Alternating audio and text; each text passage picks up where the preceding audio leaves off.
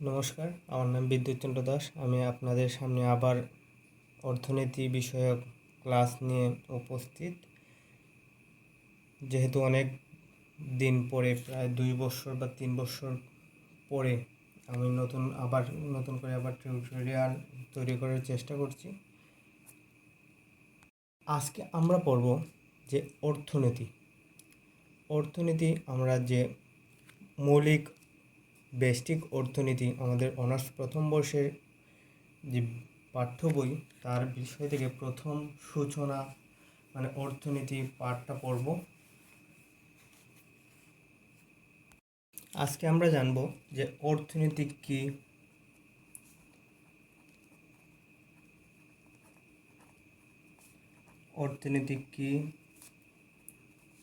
তারপরে হচ্ছে ইংরেজিতে ইকোনমিক্স শব্দটি কোথা থেকে আসছে, অর্থনীতি সম্পর্কে যেমন জেমস কেইন্স, তারপরে হচ্ছে অ্যাডাম স্মিথ, হ্যাঁ, এই সব অর্থনীতিবিদদের মতামত, অর্থনীতির সংজ্ঞা সেই সম্পর্কে আমরা জানব।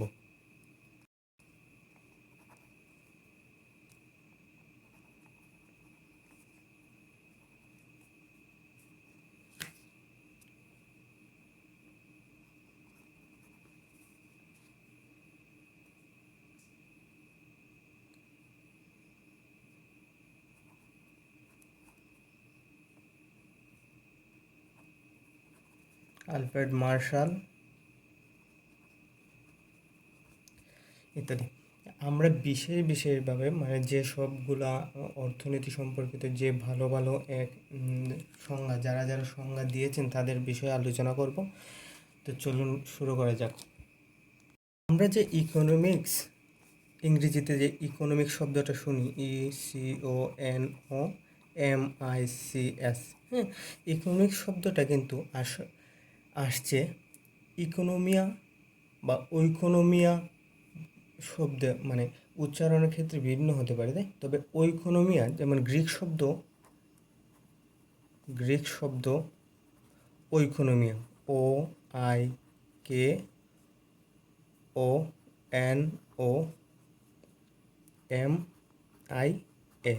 ঐকোনমিয়া শব্দ থেকে আসছে। তে ঐকোনমিয়া শব্দটা হচ্ছে গৃহ ব্যবস্থাপনা, যেটাকে আমরা বলি, বাংলায় বলি গৃহ ব্যবস্থাপনা।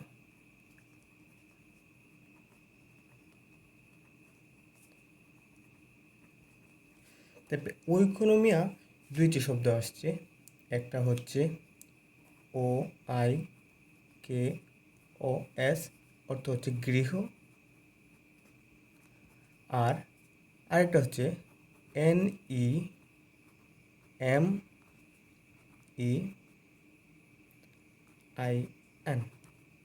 হচ্ছে ব্যবস্থাপনা। হ্যাঁ,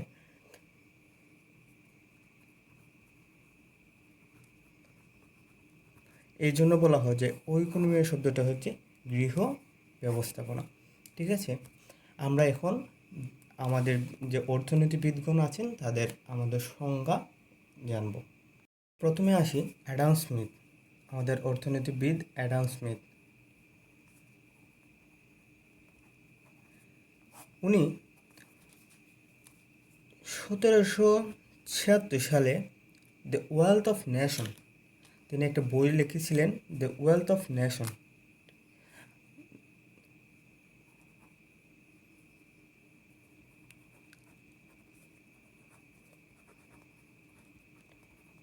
ওয়েলথ অফ নেশন, সেই বইয়ে তিনি বলেছেন যে অর্থনীতি হলো সম্পদের বিজ্ঞান। তিনি আবার বলেছেন, আমি বলছি যে অর্থনীতিকে তার এই বইয়ে ওয়েলথ অফ নেশন বইয়ে বলেছেন যে ইকোনমিক্স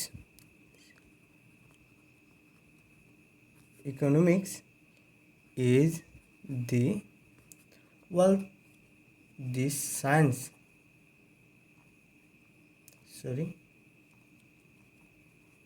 science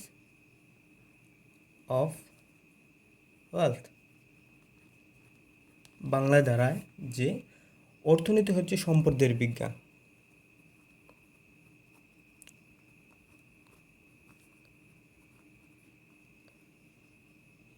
হলো সম্পদের বিজ্ঞান।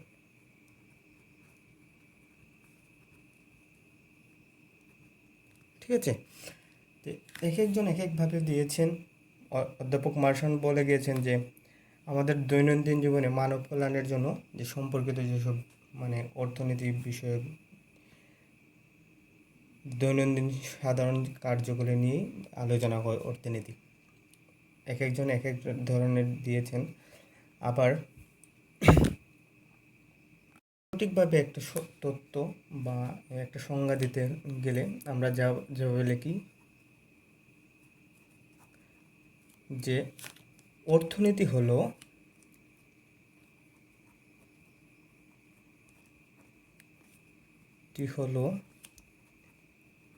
এমন একটি বিজ্ঞান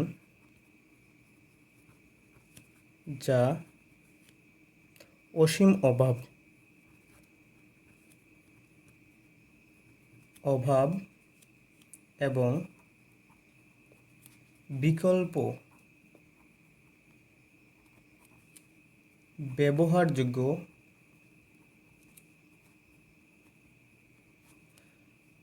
সীমাবদ্ধ সম্পদের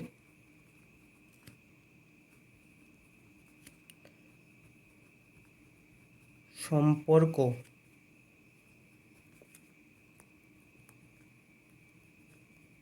স্থাপনের ক্ষেত্রে মানবীয় বা মানব আচরণ নিয়ে আলোচনা করে।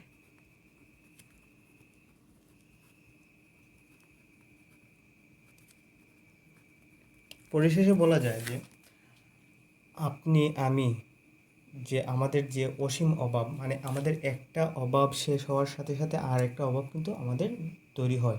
যেমন আজকে আমার হাতে কিছু টাকা আছে, সেই আমার হঠাৎ মনে হচ্ছে যে আমার একটা স্মার্টফোন কেনার দরকার বা আমার সেটা অভাব বোধ করছি। যখন আমি সেটা কিনে ফেলি তখন আমার অভাব কিন্তু শেষ হয়ে যায় সাময়িক সময়ের জন্য, কিন্তু আমার এই শেষ হওয়ার সাথে সাথেই নতুন আরেকটা অভাব সৃষ্টি হয়। সেটা হতে পারে আমার নতুন আরেকটা ল্যাপটপ, এই ধরনের। তো অর্থাৎ আমাদের অভাব কিন্তু অসীম, কিন্তু আমাদের সম্পদের বিকল্প ব্যবহার সম্পদ সীমিত। আমার অসীম অভাব, সম্পদ কম। তো এই কম সম্পদ দ্বারা আমি অসীম অভাবটাকে যে আমার যে কোন কোন খাতে ব্যবহার করা লাগবে সেটা নিয়ে আমার যে মতামত বা আমি কীভাবে সেটাকে কাজে লাগাবো সেটাই আলোচনা করা হচ্ছে আমাদের অর্থনীতির কাজ।